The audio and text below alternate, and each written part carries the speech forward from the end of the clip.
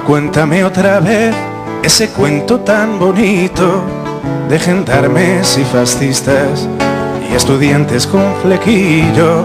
Bueno, buenas tardes, noches a todos y a todas.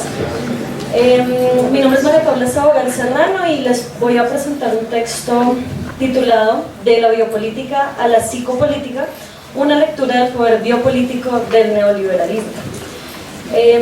Les voy a pedir disculpas porque la primera parte está un poquito ladrilluda. Voy a intentar pasar por ahí como rápido para que nos centremos en la parte menos ladrilluda y donde podamos como conversar un poquito más. Sin embargo, son conceptos que tal vez resulten útiles para la discusión, para entender en dónde nos estamos ubicando en estos conceptos de Foucault. ¿Listo?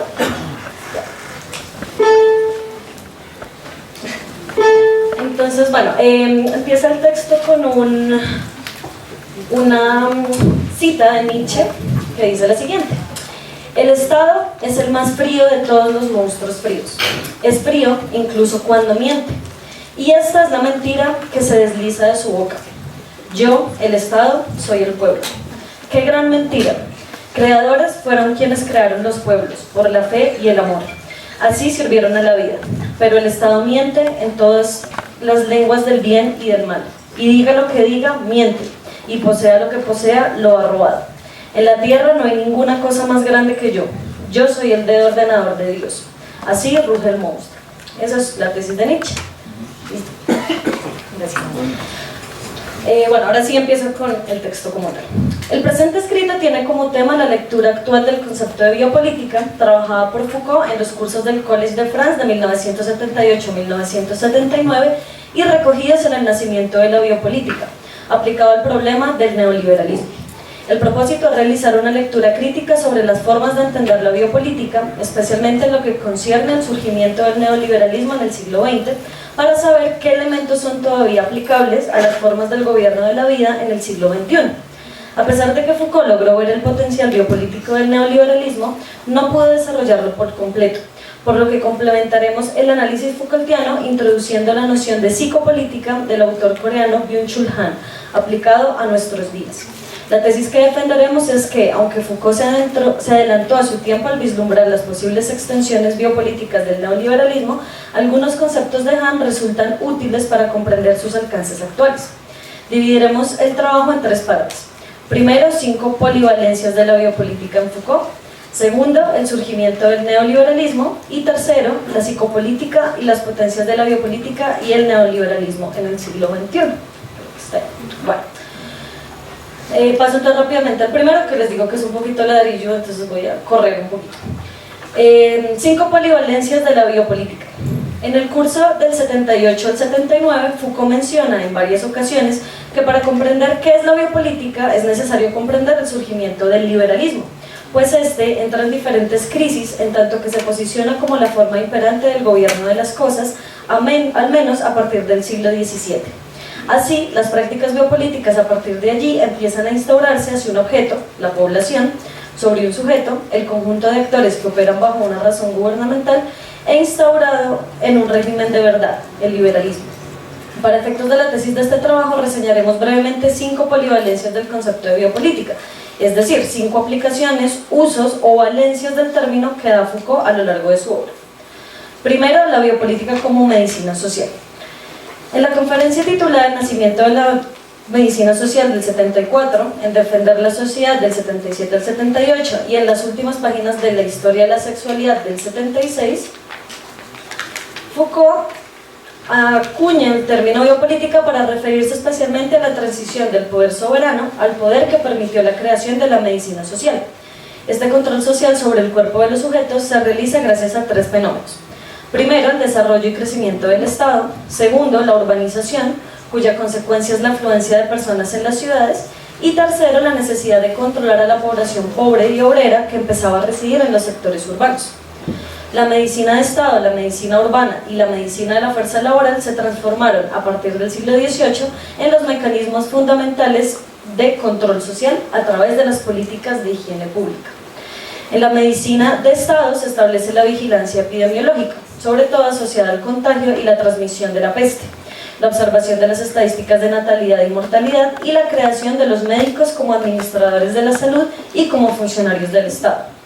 En la medicina urbana se establece tanto el análisis de los lugares de hacinamiento de personas como de acumulación de residuos, cadáveres y elementos sujetos a la putrefacción, así como el control de la circulación del agua y del aire.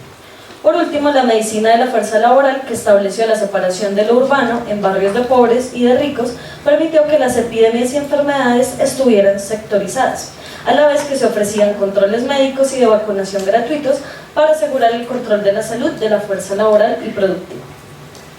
Segundo, la biopolítica como biopoder. La biopolítica difiere del poder ejercido por el soberano en tanto la administración de la vida y de la muerte es marcadamente diferente. Como vimos, el poder soberano se ejerce sobre la vida de los individuos al menos de dos maneras. En un sentido, el soberano hace vivir, pues le interesa que sus súbditos se reproduzcan para hacer crecer su reino, aumentar el volumen de sus tropas, recibir más impuestos y construir una monarquía más poderosa. Sin embargo, en otro sentido, el soberano hace morir.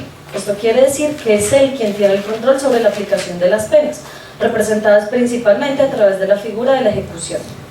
El soberano puede matar a los delincuentes, a los traidores y a los grupos que atenten contra la estabilidad del reino, así como puede hacer morir simbólicamente a través del destierro o la sustracción de honores o de títulos. La biopolítica, por su parte, se establece a través de la figura del Estado, como una forma de biopoder un tanto diferente.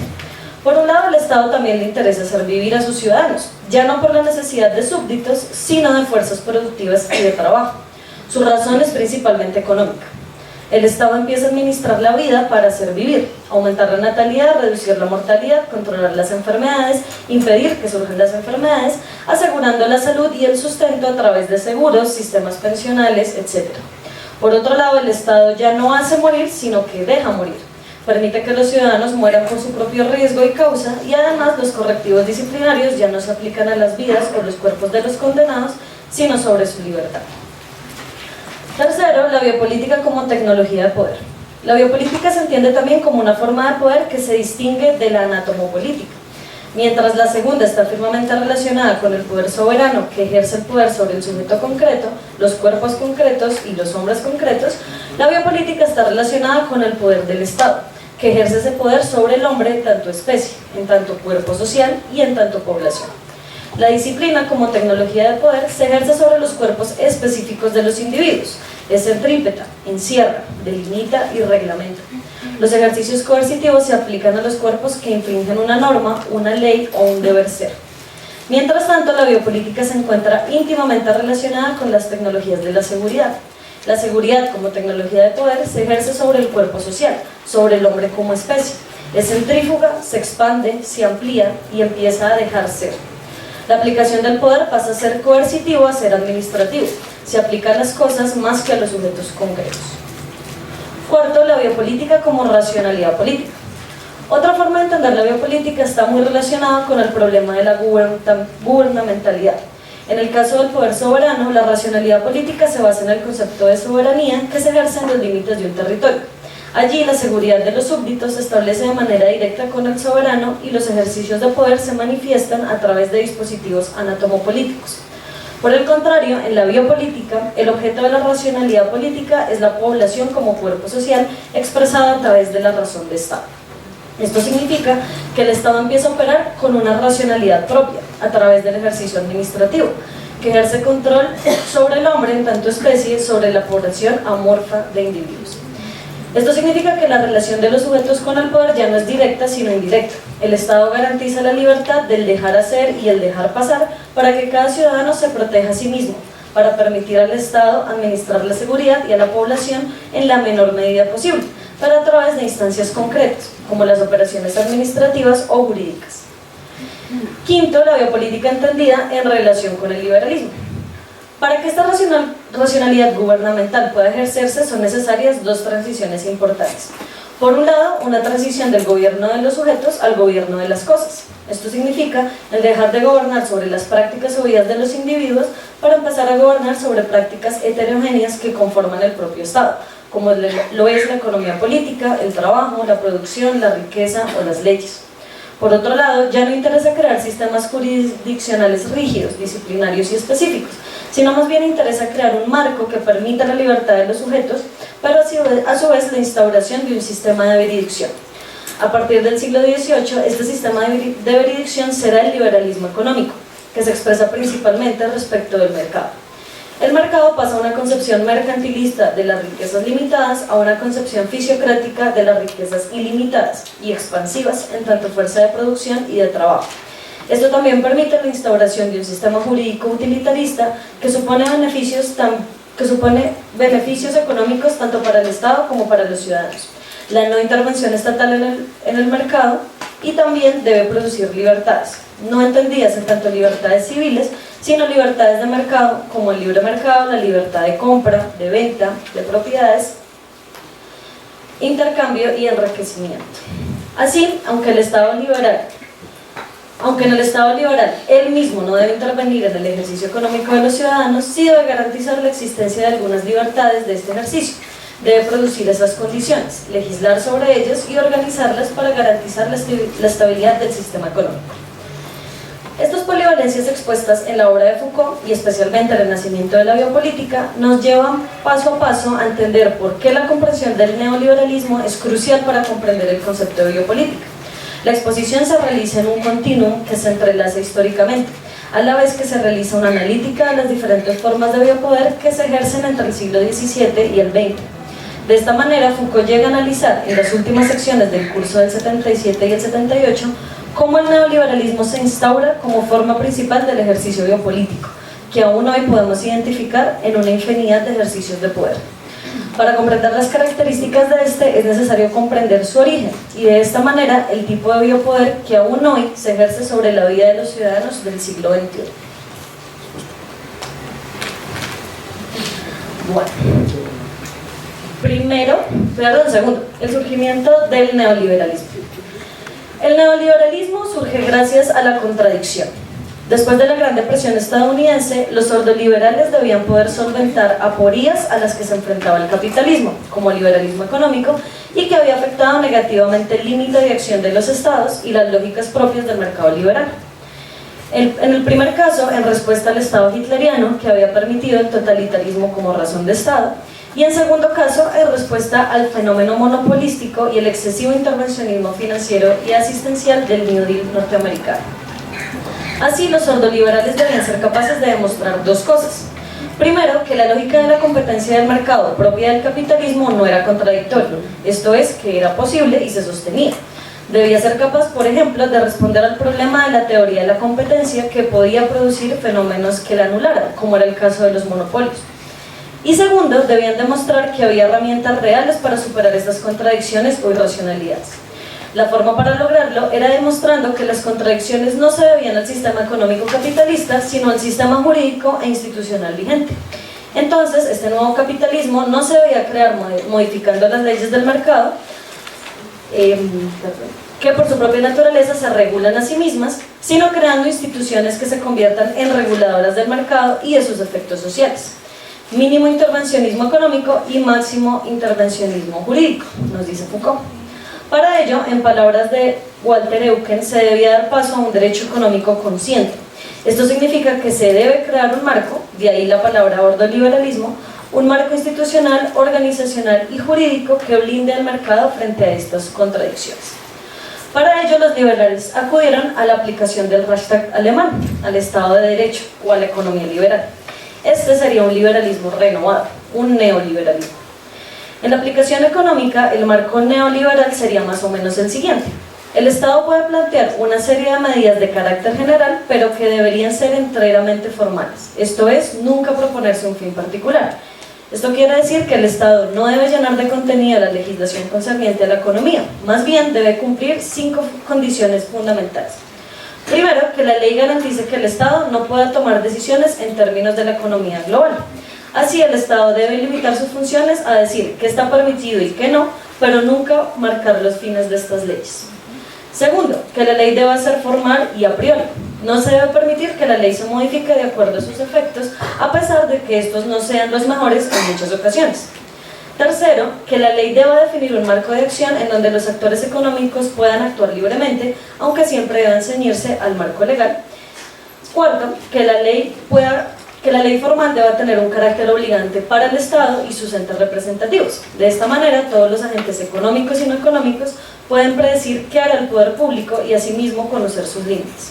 Y quinto, que no exista ningún sujeto económico-político que vigile los procesos económicos que se libran, que limite las acciones de los actores económicos siempre y cuando estén dentro del marco legal y pueda actuar en nombre del Estado o de la ley para tomar decisiones.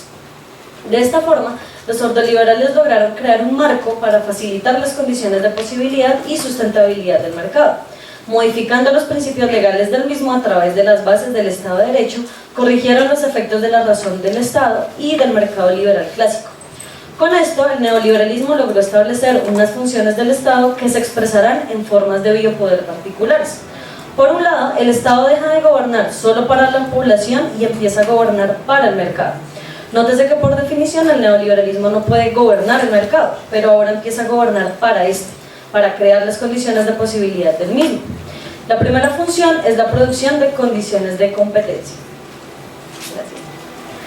Y entonces aquí traigo una cita. ¿Qué? No, la anterior, por favor. Gracias. Dice la cita: será preciso entonces actuar sobre qué, no sobre los precios, no sobre tal o cual sector poco rentable para asegurar su sostén. Todas esas intervenciones son malas. ¿Sobre qué actuaron las buenas intervenciones? Y bien, sobre el marco, es decir, primero sobre la población. También habrá de intervenir en el plano de las técnicas. En tercer lugar, modificar también el régimen jurídico.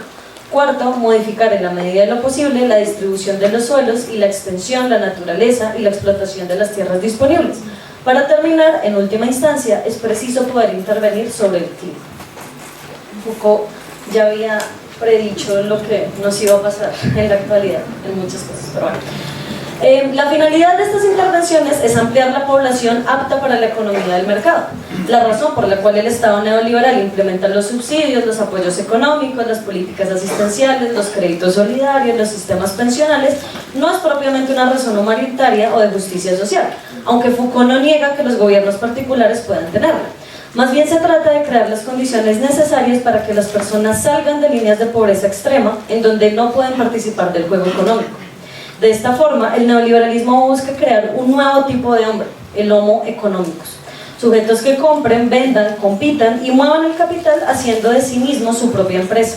Este tipo de hombre no es natural, es una especie que debe ser creada por la economía neoliberal. Así se produce también un tipo de población específica, la masa de consumo. Esto es, que no se gobierna sobre la población como masa sin más, sino como masa que consume, produce y gesta su propia solvencia económica. Esta transformación ocurre a través de tres estrategias. En primer lugar, incentivando la capitalización individual a través del ahorro, los seguros, la noción de propia empresa, a la vez que se aseguran políticas asistenciales que permitan lograr el umbral mínimo para que los individuos puedan capitalizarse. En segundo lugar, asegurando que la asistencia no intervenga en los procesos de mercado como ocurrió con el New Deal, sino que exista una política y unos recursos fijados para tal fin. Por último, impidiendo que los individuos salgan del juego económico, a la manera de un contrato social inverso. Gracias. En el contrato social, quienes suscriban el acuerdo, tácita o implícitamente, participan de él, del contrato social con sus reglas, a menos que el individuo se autoexcluya. En cambio, el juego económico requiere que nadie sea excluido, que todos participen, a menos desde un umbral básico de participación económica que será relativo a cada sociedad. En sociedades más ricas este umbral será más alto y al contrario en sociedades más pobres. La consecuencia directa de estos principios neoliberales es la extensión de esta idea a campos que superan lo económico. Esto significa que el neoliberalismo dejará de operar exclusivamente en la racionalidad del mercado y pasará a ejercer el poder sobre el conjunto social, especialmente sobre el capital humano. Ya no se va a entender la fuerza de trabajo o el tiempo del trabajador como base de la actividad económica. Esto significa que... Gracias. Siguiendo la teoría del capital de Fisher, un ingreso es el resultado, producto o rendimiento de un capital. El salario es entonces la renta de un capital. Descomponiendo el trabajo en capital, el salario ya no es el fruto de la fuerza y el tiempo, sino la rentabilización de un capital que implica la gama de condiciones físicas, psicológicas, educativas que hacen apto a un trabajador para ejercer un trabajo. Esto significa que el capital humano, es decir, los trabajadores o los ciudadanos, empiezan a entenderse no solo como homo economicus, sino como hombre empresa. Cada individuo es responsable de su propia capitalización, de su propia seguridad, de su propio éxito. Y esto no solo respecto de lo económico, sino de lo vital. Cada individuo debe educarse, cuidar de su salud, elegir un proyecto de vida, autorregularse para evitar cometer o ser víctima de crímenes. En fin, el individuo se convierte en un garante de la gestión de sí mismo, como si su cuerpo y su propia vida se tratasen de una empresa a la que él corresponde administrar. Ninguna entidad de disciplina regula la vida del hombre empresa, mientras éste se mantenga dentro del marco jurídico, pero el sistema económico, cultural, político y neoliberal lo empuja a querer sostener prácticas de administración sobre su vida. En tanto homo economicus, el individuo de la masa de consumo llega a convertirse en quien ejerce el poder económico y neoliberal sobre sí mismo. Y la última sección se llama Psicopolítica, las potencias de la biopolítica y el neoliberalismo en el siglo XXI. Sabemos que Foucault no pudo desarrollar cabalmente el problema de la biopolítica en el contexto neoliberal, como él mismo acepta en varias ocasiones, aunque desarrolló perfectamente su nacimiento. Por tal razón, Foucault planta la semilla para muchos análisis interesantes sobre de qué manera puede operar la biopolítica en el neoliberalismo actual. Presentaremos brevemente uno de ellos, de la mano del filósofo coreano Byung-Chul Han, para preguntarnos si una comprensión de las tecnologías de poder actuales operan bajo los mismos principios que prevé Foucault. Para Han, el sujeto actual del neoliberalismo es el sujeto producto de la administración de la libertad que Foucault ya identificaba. El neoliberalismo es entonces el fracaso absoluto de la idea de libertad marxista, al menos en tres sentidos. En primer lugar, en el siglo XXI, la lucha de clases ha sido reemplazada por una lucha del sujeto consigo mismo, y la lucha en contra de la explotación de los otros ha sido reemplazada por la lucha a favor de la explotación de los sujetos a sí mismos. Ya los individuos no luchan por eliminar o modificar el sistema bajo el que se encuentran, sino que modifican sus vidas, sus metas, sus costumbres, percepciones para eliminar los efectos negativos que la sociedad neoliberal impone sobre ellos. De la misma manera, ya no se pretende eliminar la explotación sobre los otros, sino que el individuo voluntariamente se capacita, se reajusta, se reconfigura para rendir más, para gastar mejor, para entenderse a sí mismo como una empresa que necesita de su propia gestión. En segundo lugar, la producción y la fuerza de trabajo proletaria ha sido reemplazada por el concepto de autoproducción biológica, que es la única forma que tiene el sujeto de producir, además de la asignación de salario. En tercer lugar, la capacidad que tienen los sujetos de organizarse, de conformar un movimiento revolucionario en contra de un sistema injusto, ha sido completamente menguada. En el siglo XXI no existe un nosotros político que permita ejercer acciones de resistencia, de reconfiguración del sistema económico-político. No existe una posibilidad real de cambiar las estructuras de poder. Para Han, esta imposibilidad se traduce en una agresión contra sí mismo, pues el sujeto se culpabiliza por esta incapacidad, se reconoce como impotente y no reconoce ninguna figura concreta a la cual dirigir su descontento más que a sí mismo. Para Han, la biopolítica en el siglo XXI produce el sujeto de la culpa, al sujeto depresivo. De esta forma, el poder se configura como un ejercicio silencioso, no coercitivo, anónimo y permisivo. No necesita quebrar la resistencia o moldear voluntades, a manera de las técnicas disciplinarias, pues el sujeto sometido no es consciente de su sometimiento. Por eso se presume libre. Los individuos entonces se someten a sí mismos, se autogestionan y se autorregulan de tal manera que ellos mismos entran al entramado de dominación como ejecutores del biopoder. Entonces, el poder inteligente, como lo llama Han, explota la libertad en lugar de someterla. Explota la necesidad de los sujetos de ser empresarios de sí mismos y así el poder inteligente se ajusta a la psique de los sujetos. Ahí está. Sí, era el anterior. Gracias. El poder inteligente, amable, no opera de frente contra la voluntad de los sujetos sometidos, sino que dirige esa voluntad a su favor. Es más afirmativo que negador, más seductor que represor. Se esfuerza en generar emociones positivas y en explotarlas. Seduce en lugar de prohibir. No se enfrenta al sujeto, le da facilidades. Existe pues una transición que Han identifica con la metáfora del topo y la serpiente.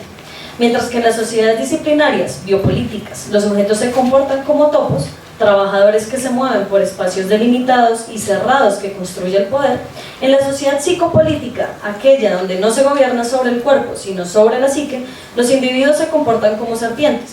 Son empresarios que delimitan el espacio en el que se mueven con sus propios movimientos, lo cual está motivado por el aumento de la productividad que suponen las serpientes en contraste con los topos.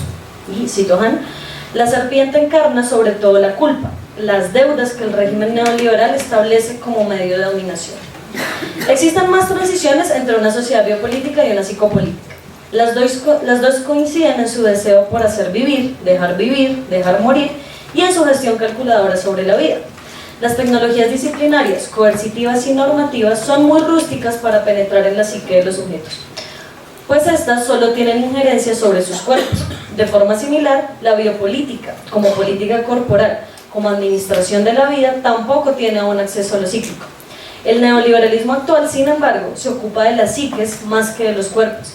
Esto lo hace, por un lado, promoviendo la optimización de la producción psíquica, intelectual y mental, a través del rendimiento con sustancias psicoactivas, programación neurolingüística.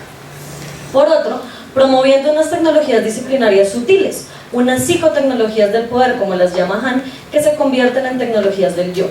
Piénsese, por ejemplo, en la influencia psicológica que tiene la publicidad o los cánones de belleza reproducidos por los medios de comunicación.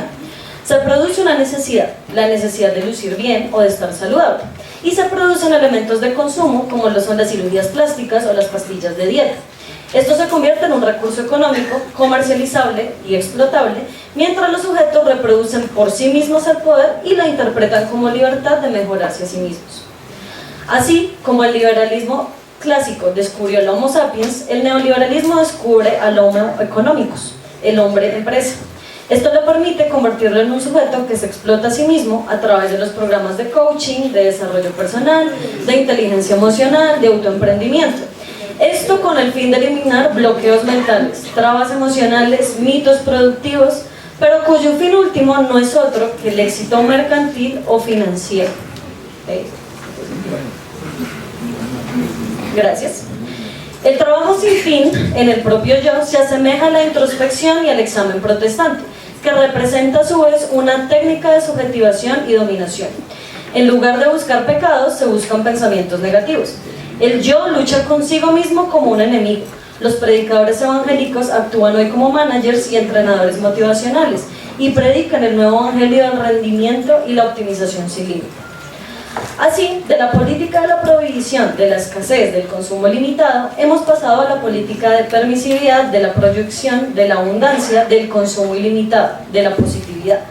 La psicopolítica opera con estímulos positivos, para que cada quien se convierta voluntariamente en panóptico de sí mismo. Esto permite, entre otras cosas, la existencia de una sociedad de clases digital. Gracias a nuestros estudios, deudas, historial crediticio, conformación familiar o de ingresos, el Big Data permite que los bancos, las entidades de préstamos y las compañías de seguros conozcan si los sujetos son aptos o no en términos financieros. En contraste al panóptico, Han introduce el concepto de panóptico, que por su sufijo alemán hace alusión al destierro, a la proscripción de quienes no tienen capacidad de pago, de quienes no aportan el sistema financiero y por tanto no importan en el sistema económico-social. Este panóptico se ocupa de la seguridad y la eficiencia del sistema económico. Una herramienta muy efectiva para esto se trata de lo que Han llama el Big Data, las grandes tecnologías de la información con las que convivimos hoy en día. A través de las redes sociales vigilamos la proyección de nuestras vidas, procuramos eliminar lo negativo y dar a conocer lo positivo. A través de las aplicaciones para contar calorías, pasos, kilómetros por correr, nos establecemos como sujetos que se conocen a sí mismos a través de los datos de la información. Así logramos un autoseguimiento, un self-tracking de nuestras propias vidas a través de los datos sobre nosotros mismos que nos provee la tecnología. El microtargeting, como praxis de la microfísica del poder, es una psicopolítica movida por datos. Así, el neoliberalismo estimula la compra y crea emociones a través de la producción de necesidades positivas, la aceptación, el éxito, la vida social, y negativas, el rechazo, el fracaso, el ostracismo, Creando estas necesidades e inclinaciones, la psicopolítica, en contraste con la biopolítica, puede entrar a la psique de los sujetos. En el siglo XXI nos encontramos frente a una fusión del estado vigilante, el Big Brother, el estado de mercado, el Big Deal, y el estado de la información, la Big Data.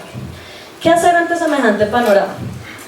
Han considera que existe una forma de reducir los efectos de la psicopolítica, el idiotismo. ¿Positivo? Gracias. Y cito a todo filósofo que genera un nuevo idioma, una nueva lengua, un nuevo pensamiento, habrá sido necesariamente un idiota. Solo el idiota tiene acceso a lo totalmente otro. El idiotismo descubre el pensamiento, un campo inmanente de acontecimientos y singularidades que escapa a toda subjetivación y psicologización. El idiota es aquel sujeto que se encuentra en un ejercicio de resistencia a través de la herramienta más humana, el pensamiento. En medio de la era psicopolítica, el pensamiento supone una praxis de la libertad, pues se resiste contra la violencia del consenso. No permite que exista un sujeto pasivo, pues permite reconocer las prácticas, las razones y los discursos de la psicopolítica como algo ajeno a sí mismo, a pesar de estar inmerso en ella, y comprende todas las particularidades que hacen posible una vida abierta hacia otras posibilidades. Y si el ejercicio del pensamiento es colectivo y organizado, nos encontramos ante la mejor forma de resistencia contra los efectos del neoliberalismo contemporáneo. Ejemplos de ello los encontramos alrededor del mundo: las comunidades de transición, la agricultura urbana solidaria, los programas de basura cero, la agroecología, la permacultura, la economía circular, el movimiento Ocupa, la educación comunitaria, el boicot, el activismo, los ejercicios de memoria, el crowdfunding, las movilizaciones sociales o el fortalecimiento o surgimiento de movimientos políticos democráticos. Estos ejemplos son muestra de la renuencia de millones de idiotas a la absorción del individuo frente al régimen de la psicopolítica neoliberal. Y con el surgimiento de movimientos y gobiernos con marcadas tendencias neoliberales en el mundo y en América Latina, el ejercicio de pensamiento y de organización tan ejercitados por Foucault no solo son necesarios, sino urgentes. Gracias.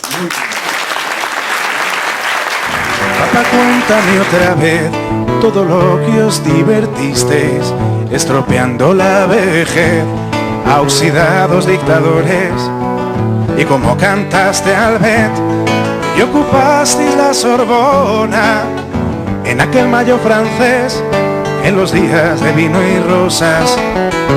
Papá, cuéntame otra vez esa historia tan bonita de aquel guerrillero loco que mataron en Bolivia y cuyo fusil ya nadie se atrevió a tomar de nuevo, y como desde aquel día todo parece más feo.